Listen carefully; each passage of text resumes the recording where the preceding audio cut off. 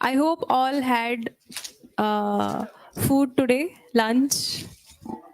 If yes, then we should clap for the speakers in a respectful way, right? Yeah, that's what we expect from the audience, because it's your day, and your cooperation is very much important for us and also for the speakers. So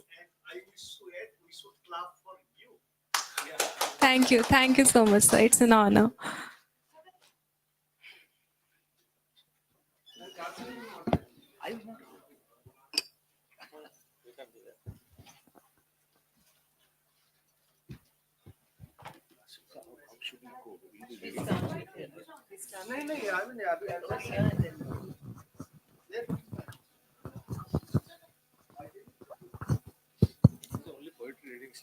Yeah, we just read it. Maybe we want to just read poems. Just read poems. Just read poems. Two poems each. Two poems each and then two plus one. Okay, this time. First round 2 points and then last round 1. Okay. Yes, I like us. So yeah. It's a self-moderated one, and I have with me two renowned poets. Both of them are Sahitya Academy Award winners also. Yeah, Arundhati got it for writing in English, and Ashutosh Parida for writing in Odia. This year only he has got it. It will be conferred in March, and she got it 2 years back, if I'm not wrong. Yeah, so we'll begin with this year's awardee with Professor Ashutosh Parida, and I request him to read two of your poems. Yeah, we don't have to. In original or in English? You can read one in Odia and then, yeah. I think I will read one poem in English translation. One in Odia. So here we have Bibhag Vaibhav sir. Sir, please come to the stage.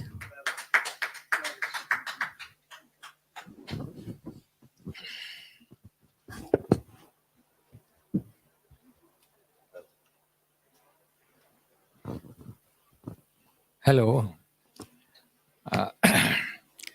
The title of the poem is Existence. Do I really exist? Whatever you see,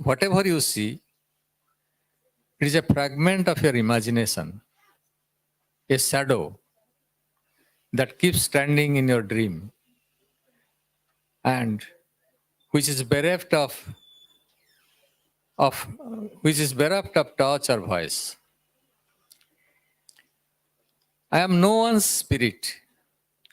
I am no one's spirit, nor am I an evil one, but something else, barred from definition. Perhaps he pursues a goal which can never move along a straight line. I cling to people's feet, ride on reptiles' backs. I have walked behind a tiger, followed the wind. I am there among the trees' branches, hidden myself in the armpits of mountains, even spending my days inside a dead feather, a weed, a dry root, or a shard of bone. True, I have lived also in the nooks of corpses beginning to rot. I have no identity of my own.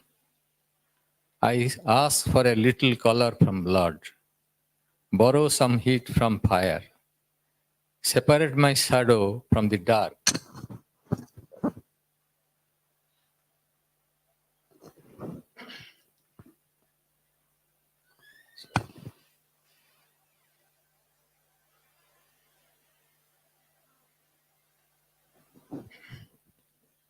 separate my shadow from the dark, and mixing all this together, I build an inconceivable body. I build an inconceivable body that becomes hard to catch. That's the end of the poem. I'll read an Oriya poem.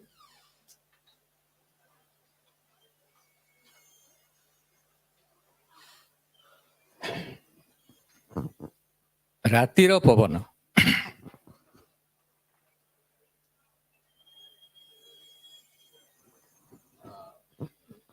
Wind of the night. ଏପରି ଏକ ରାତି ଆମ ସହରର ଦିନମାନଙ୍କ ଠାରୁ ବି ଆହୁରି କଳା। ଆମ ଆଖି ଭିତରେ ଜମିଥିବା ନିଦଠାରୁ ଆହୁରି ଗଭୀର। ଏମିତି ରାତି ଯାହା କଥା କହେ ଗୋପନୀୟ ଭାଷାରେ।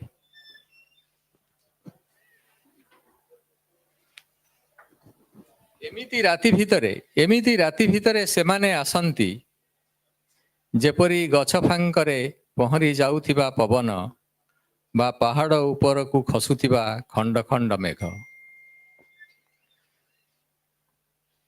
ଦେଖ ପଥର କେମିତି ଫାଟିଯାଏ, ମାଟି ବେଲାଇ ଦିଏ ଓଠ, ତଳେ ପଡ଼ିଥିବା ମଞ୍ଜିରୁ ବାହାରେ ଗୋଟେ ବାସ୍ନା।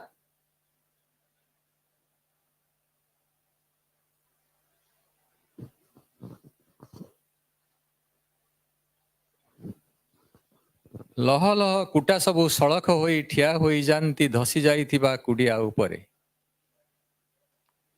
ଦେଖ ଏଇ ରକ୍ତ କେମିତି ଲଟେଇ ଯାଏ କଳା କଳା ଧମନୀର ସୁଡ଼ଙ୍ଗ ଭିତରେ, ସମୟର ସହସ୍ର ଛିଦ୍ର ଭିତରକୁ ପଶି ଆସେ ଯେତେ ହାହାକାର।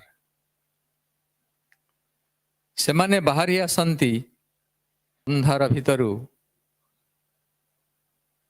ପୋତି ହୋଇଥିବା ହାଡ଼ରୁ, ସବୁ ନିଷିଦ୍ଧ ଶବ୍ଦମାନଙ୍କରୁ ଓ ଆସି ପହଞ୍ଚି ଯାଆନ୍ତି ଆମ ନିରାପଦ ନିଦମାନଙ୍କ ପାଚେରୀ ପାଖରେ। ଗୋଟେ ପ୍ରଚଣ୍ଡ ଶବ୍ଦରେ କ'ଣ ଯେପରି ଭାଙ୍ଗି ଯାଉଥାଏ, ହୁଏତ ଆମ ସୁରକ୍ଷିତ ଘର, ହୁଏତ ଆମ କଠିନ ହୃଦୟର କାନ୍ଥ। ତଥାପି ଆମେ ଜାଣିନଥାଉ ସେମାନେ ରାତିର ଅତୃପ୍ତ ପ୍ରେତ ନା ରକ୍ତ ମାଂସର ମଣିଷ।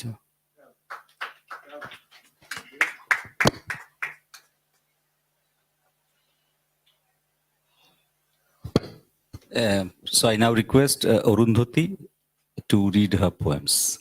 And I personally, I admire her a lot as a poet. And my daughter is a fan of Arundhati Subramaniam.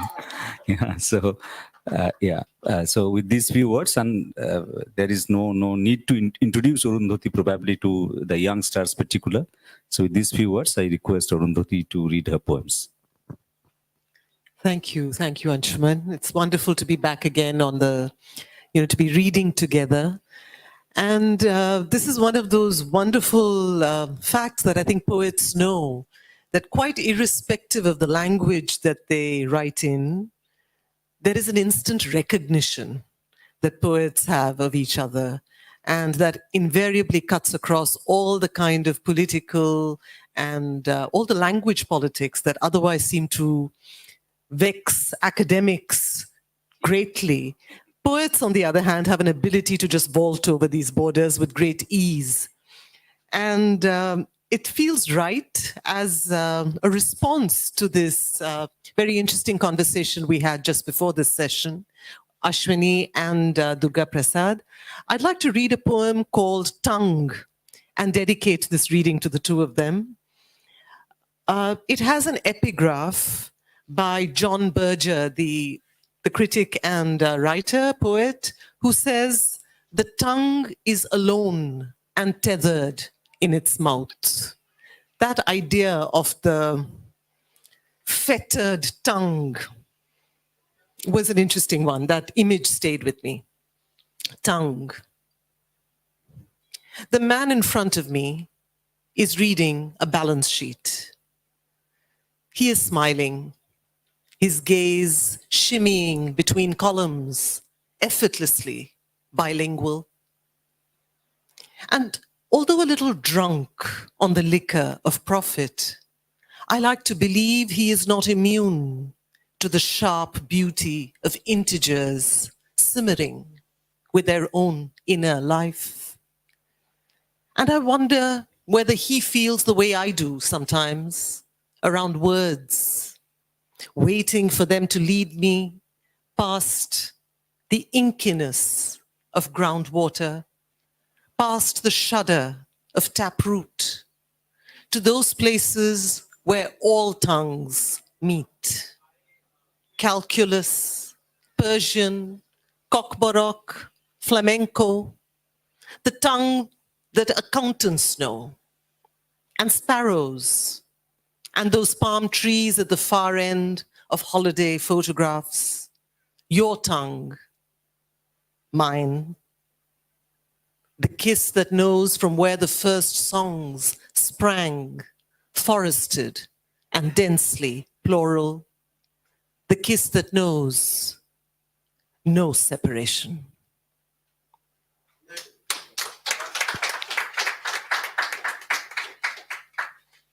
Thank you. And the second poem I'd like to read is a poem called Mitti. We were talking about tongues earlier, and we were also talking about landscape and land, and really what it is, how we understand the notion of land. Many years ago, a newspaper asked some poets to take a word that was granted to them by readers. Readers came up with these words in languages other than English and asked us to incorporate these words into our poem. So the word that I was given was mitti. And my initial response was to say, no, I'm not very comfortable, because I think I'm being asked to write a particular kind of poem, which doesn't make me very happy. But I stayed with the word, and I'm glad I stayed with the word because it took me to places I hadn't imagined. Mitti. As a child, I ate mud. It tasted of grit and peat and wild churning and something else that I could never find a name for. Later, I became a moon gazer, always squinting through windows, believing that freedom was aerial, until I figured that the moon was a likely mud gazer, longing for the thick sludge of gravity, the promiscuous thrill of touch, the license to make, to break, to remake.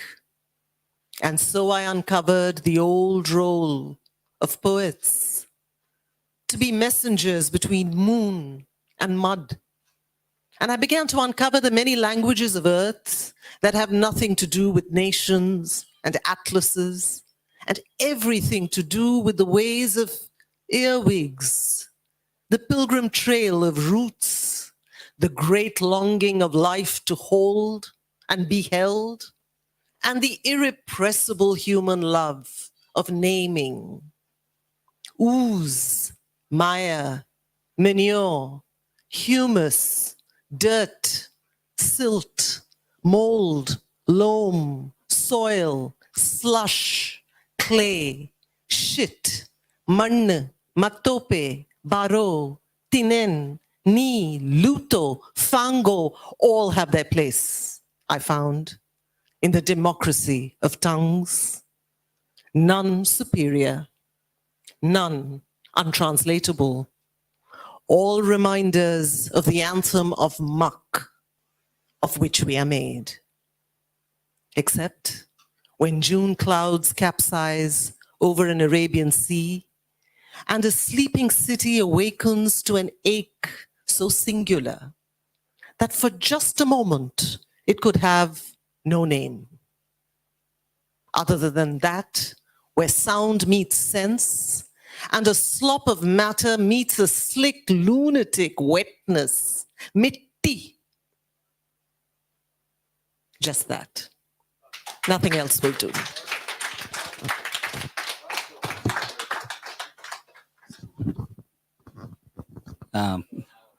No, yeah, I think that since I am moderating, so I'll be reading. Bihag Vaibhav, he has joined us. Would you please introduce yourself and read two of your poems? Because I don't know much about him. Sorry about this. I'm not supposed to moderate, right? नमस्कार, शुक्रिया। यह पहली बार है कि मैं कहीं पाठ कर रहा हूँ कविता का और मेरे पहचान में सिर्फ एक व्यक्ति हैं जिन्हें मैं पहचानता हूँ इस हॉल में, और हिंदी के बहुत महत्वपूर्ण कवि हैं, मेरे प्रिय कवि हैं, आशुतोष जी बैठे हुए हैं यहाँ पे। मैं बनारस से हूँ, मैंने पीएचडी की है और अभी पीडीएफ में हूँ वहाँ पर बनारस हिंदी यूनिवर्सिटी में। हिंदी में जिस तरह की, आशुतोष जी जानते हैं, जिस तरह की मेरी छवि है बहुत पॉलिटिकल और रेडिकल कविताओं के लिए है, लेकिन पिछले समयों में पता नहीं क्या हुआ है कि मैं खुद भी शांत होता चला गया। और ठीक है, मैं उससे बहुत गिल्ट नहीं महसूस करता, लेकिन एक खास तरह की दूरी तो महसूस हो ही रही है। ये हताशा भी हो सकती है, हमारे समय की हताशा भी हो सकती है। कितनी कविताएं पढ़नी मुझे? दो कविताएं।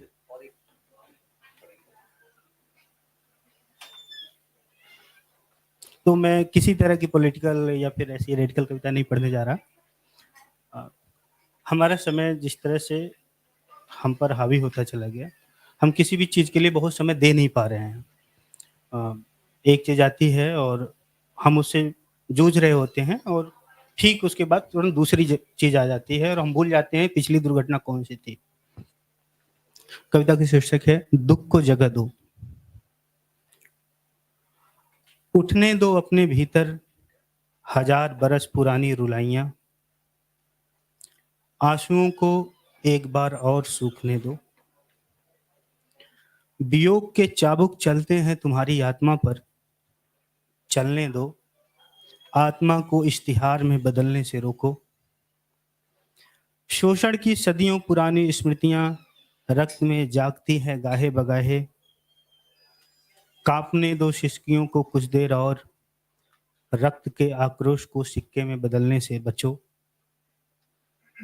पीड़ाओं को पकने दो, कच्चे खेत से फसल खराब होती है और कच्चे दुख से कविता। दुख आता है अगर जीवन में, दुख को तुरंत काम पर मत लगाओ। बहुत दूर से आता है दुख थका मादा, ठहरने दो, दम लेने दो जरा उसको। कोई नहीं देना चाहता दुख को जगह, तुम तो कवि हो, कम से कम तुम तो दुख को जगह दो।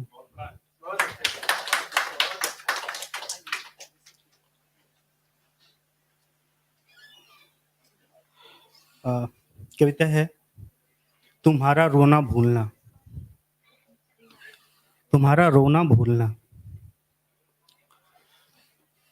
धीरे धीरे कम होता जाता है तुम्हारा रोना। सबसे पहले अदृश्य होता है मुंह बिसोरना। सबसे पहले अदृश्य होता है मुंह बिसोरना, फिर मृतक के घर से विदा होते मेहमानों की तरह विलुप्त होती हैं हिचकियों की ध्वनियां। बसंत बीतता जाता है, सर्दियां बदलती जाती हैं। पिछली पीड़ा और ताजे आंसुओं में अंतराल बढ़ता जाता है।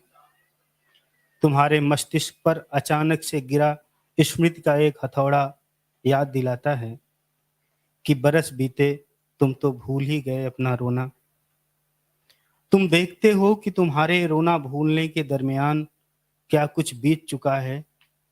धर्म की घृणा, पूंजी का विभत्स विस्तार, फांसीवाद और प्रेम के लिए कम होती जगहें, और मनुष्य को कम होती जाती मनुष्य की जरूरत, और बाजार और प्रदर्शन और ज्ञान की हिंसा और हिंसा की शिकारत्या।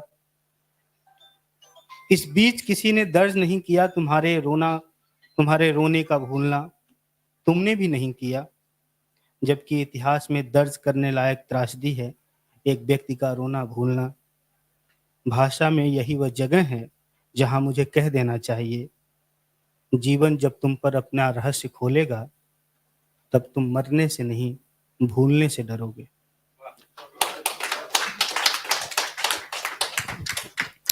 So it's my turn now, and I Let me just say, let me take the mic to introduce Anshuman very briefly. I came across his poetry a long time ago and met him subsequently. But I will say that the first thing that struck me well before I met him, so this is a true tribute to the poetry, is the fact that there is a great facility with language clearly. It comes through even in translation in Anshuman's poetry. There's passion, but there is also what is, I think, often not valued adequately, which is a great deal of precision and understatement, a capacity for irony, great economy. And these were the qualities that first drew me to Anshuman's poetry. And I've been following it ever since. thank you so much. Thank you so much, Arundhati. Yeah, we met long back, probably in 2012 or something like that. Yeah, for the first time, and that was in Chennai, if I'm not wrong. Yeah. So I'll be reading two poems. I write in Bangla and I translated my own poems. This one, the first one that I'm going to read is titled Abundant. In Bangla, it is titled Porityakta. There is a story about this poem. In fact, it's about an incomplete house, which is still there in my village. And it has been there for so many years, I really don't know. From my childhood almost, I have been, watching the house closely. But one day while having my morning walk, this poem just came to me, right? I came back from the morning walk and immediately wrote this one, titled Abundant. Some houses stop growing at lintel. No roof, no windows, no doors. At the end of a village, in the corner of a field, such a house, dusty, stands alone. Its bricks gather black moss. Who owns it? Who stopped its construction midway? One can only know after a thorough investigation. The house, however, does not remember the owner. Some young boys dig up its floor, light fire, and have a feast. Using brick, someone writes on the black moss, Shumon plus Mullika. And on another day, someone crushes the petals of another Mullika in it. The anger of the entire village blooms on its walls as slang. The house, which is complete, has windows and doors, cannot have any feast. No one crushes any Mullika in it. No one writes slang on its walls.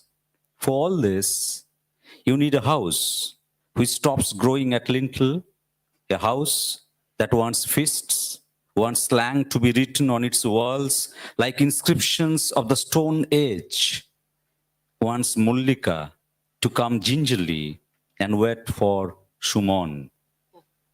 At the end of a village, in the corner of a field, that's why my poem stops growing at lintel.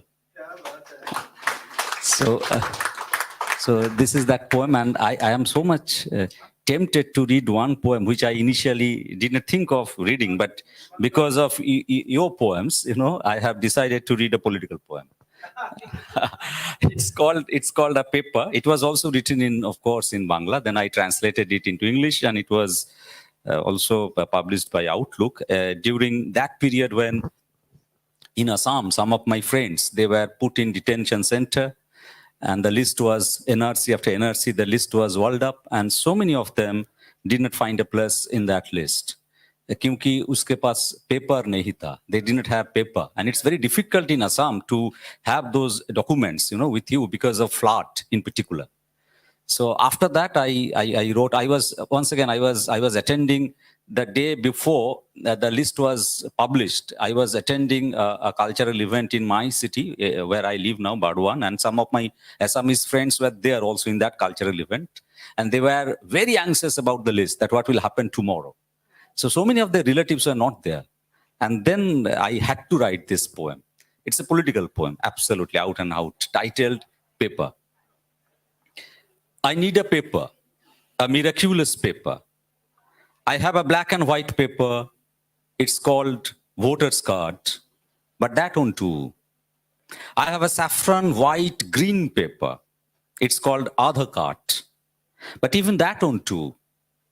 I have a light purple paper that is called ration card. That won't do at all. I need a special paper, a miraculous paper. My father's name is Sheikh Suleiman. He's 80. I tell him, Abba, give me paper. Abba says, flood has carried it away. Storm has blown it far. Starvation has eaten it up. I don't have any paper. My body is now a paper. On my hand and leg is written a history. The history of whatever I have done so far. The words which are kept hidden so far in my heart are no more hidden there. They are now written in my sad eyes. Take it. I am giving you my body. Tell him to read this paper. I tell him, Honorable Sir, this is my paper, my Abba. Read the history scripted all over his hands and legs. The history of how this country was made. While reading, you'll be able to listen to the siren of a factory, the sweet sound of the cricket ball striking the middle of the bat, the tune of Senai, the bowl of tabla. Please read those few words written in his sad eyes. I am the farmer of a jute farm. I am Ajaruddin of the Benson and Hedges of 1985.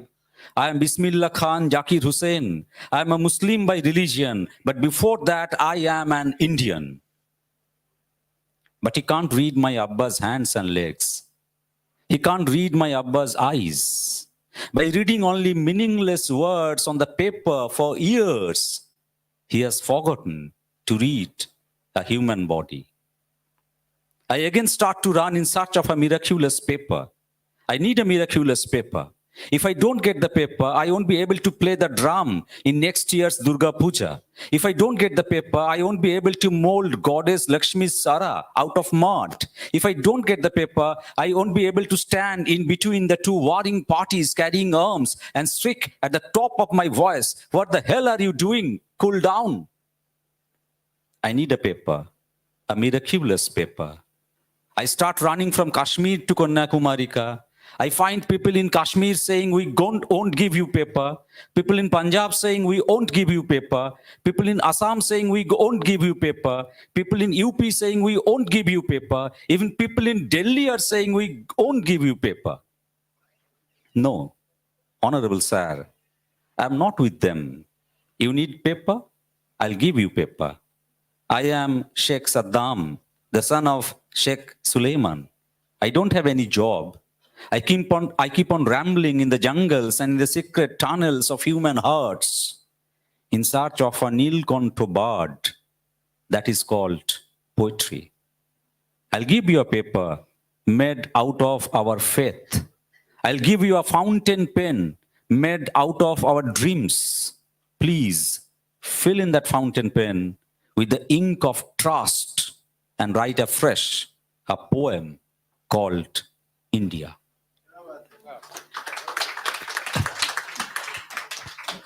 Thank you. So one more for from each one of us, and Ashutosh sir once again will begin.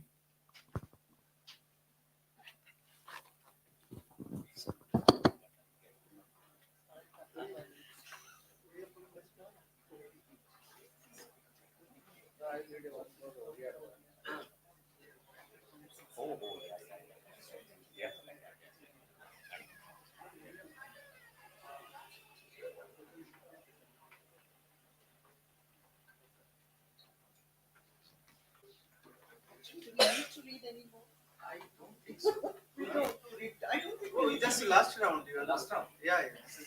That's one each. That's the convention. Yeah. And convention will let's say poetry. Hello. Everybody must be knowing that our great poet Sachi Raut Rai, he has a poem, very famous poem, Choto Moro Ganti, my small village. In that poem, he has written, ଆଲୁଅ ତାର କି ମନୋହର ଅନ୍ଧକାର ତାଠାରୁ ଭଲ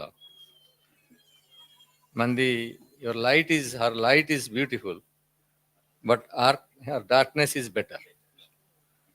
So this title of this poem is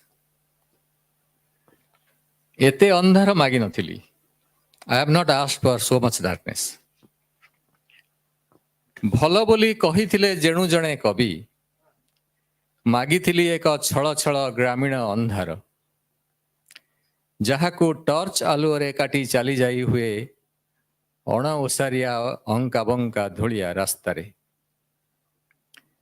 ମାଗିଥିଲି ଆକାଶକୁ ପିନ୍ଧାଇବା ପାଇଁ ଗୋଟେ ରାତିର ପତଳା ଆବରଣ ମାଗିଥିଲି ଆକାଶକୁ ପିନ୍ଧାଇବା ପାଇଁ ଗୋଟେ ରାତିର ପତଳା ଆବରଣ ସ୍ୱଚ୍ଛ ଅନ୍ଧକାର ଦେଇ ଦେଖିବାକୁ ରୂପାର ଟୁକୁରା ପରି ତାରାମାନଙ୍କୁ ମାଗିଥିଲି ଟିକେ ଶୀତଳ ଅନ୍ଧାର ଘୋଡ଼ାଇ ଦେବା ପାଇଁ ଏକ ଜଳାକୁ ଯାହା କ୍ଷତମାନଙ୍କ ଉପରେ ଚରି ଯାଇଥାଏ ଯାହା ରକ୍ତର ହାହାକାରରୁ ଉଠି ଆସୁଥାଏ ଟିକେ ଅନ୍ଧାର ମାଗିଥିଲି ଗୋଟେ ନିଦ ପାଇଁ ନିଦରେ ଝଲସି ଯାଉଥିବା ସ୍ୱପ୍ନ ପାଇଁ ଯେଉଁ ସ୍ୱପ୍ନ ଭାଙ୍ଗି ଯିବାକୁ ଥିଲା ଏକ ଚିତ୍କାରରେ ସେ ଚିତ୍କାର ଛାତିର ଗହରରୁ ଶୁଭି ଯାଉଥିଲା ଏତେ ଅନ୍ଧାର ମାଗି ନଥିଲି ଲୁଚାଇବାକୁ ନିଜକୁ କାରଣ ଲଙ୍ଗଳା ହେବାକୁ ନଥିଲା ଦିନରେ ଦାଣ୍ଡରେ ପାପକୁ ଢାଙ୍କିବାକୁ ନଥିଲା ବାଚାଳତାରେ ମିଛକୁ ମିଶାଇବାକୁ ନଥିଲା କବିତାରେ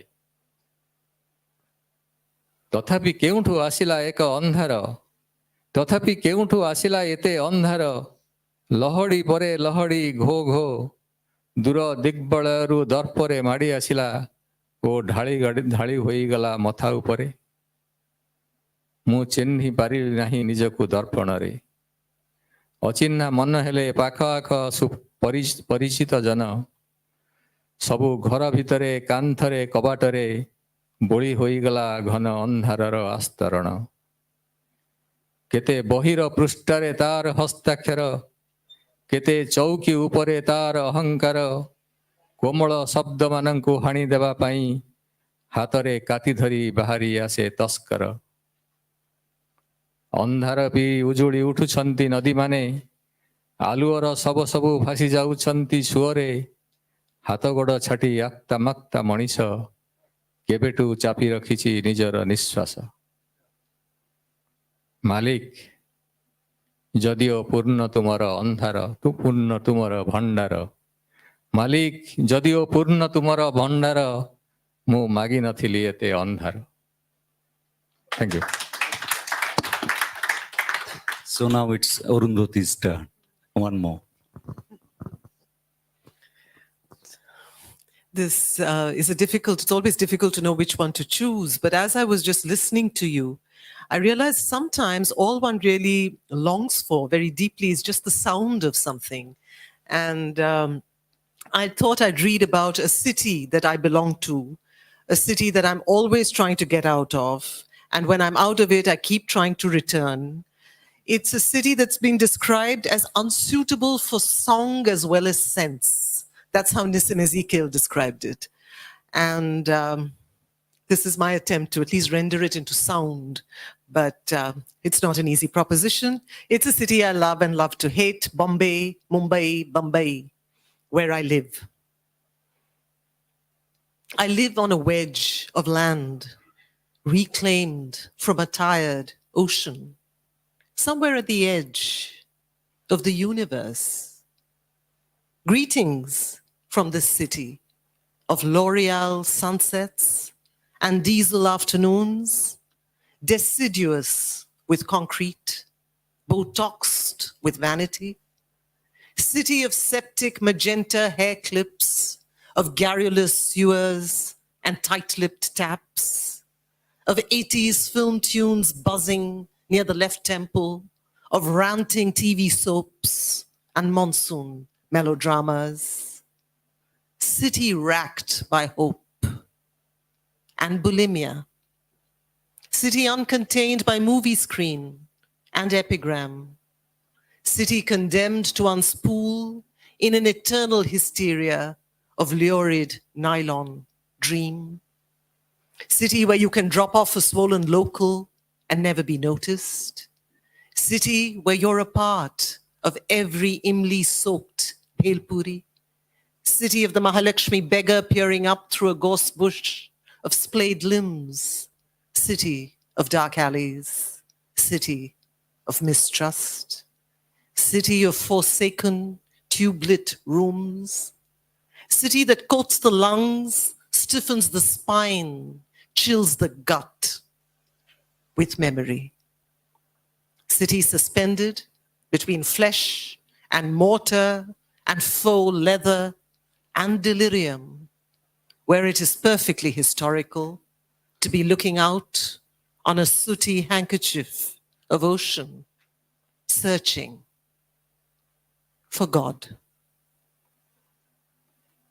Thank you.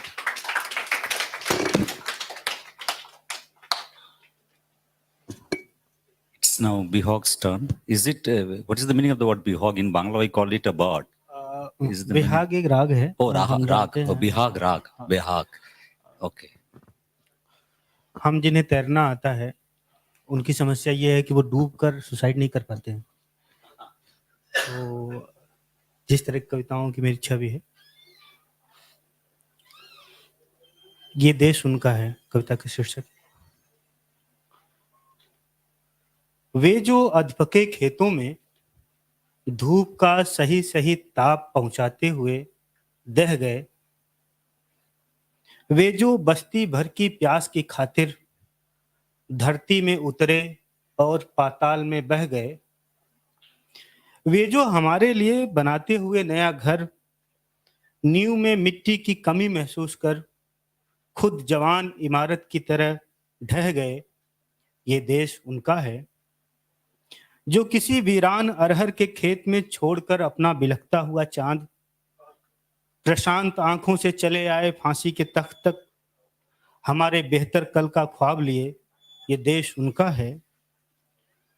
वो अनंत अय्यास लालसाओं के अमानुषों, तुम जो देश को अपनी जागीर समझते हो, वो हत्या हवस के दंभी देवताओं, तुम जो सिंहासन के संतुलन के लिए हर बार दबा लेते हो किसी पाए अनगिनत मानुष लाशें, तुम कि जिनका धर्म हत्या है, तुम कि जिनका व्यापार धर्म है, तुम कि जिनका इतिहास घृणा है, तुम इस देश के बाशिंदे नहीं, तुम्हें इस देश से जाना होगा। ये देश उनका है जो धूप में दह गए, जो पाताल में बह गए, जो फांसी को गह गए। Thank you, Bihag. Yeah. One more, yeah. This is the last one. No, not in Bangla, in translation, let me read. Arundhati has requested me to read one, but I can't find that out right now, so I am reading this one. It's called Toys. Toys. A little girl is playing with a Barbie doll. A little boy is playing with a racing car. Watching this, if you think all the toys of the world are made for children, you are wrong. There is no dearth of toys for the adults in this world. Sometimes they are parakeets, sometimes farmers with hats made of leaves. In all the cities of the world, there are innumerable toy shops, both for the children and the adults. But so far as toys are concerned, there is one difference between adults and children. Children take toys as humans, and adults consider humans as toys. So thank you all. So with this, we come to the close of this session, and I hand over the microphone to the moderator.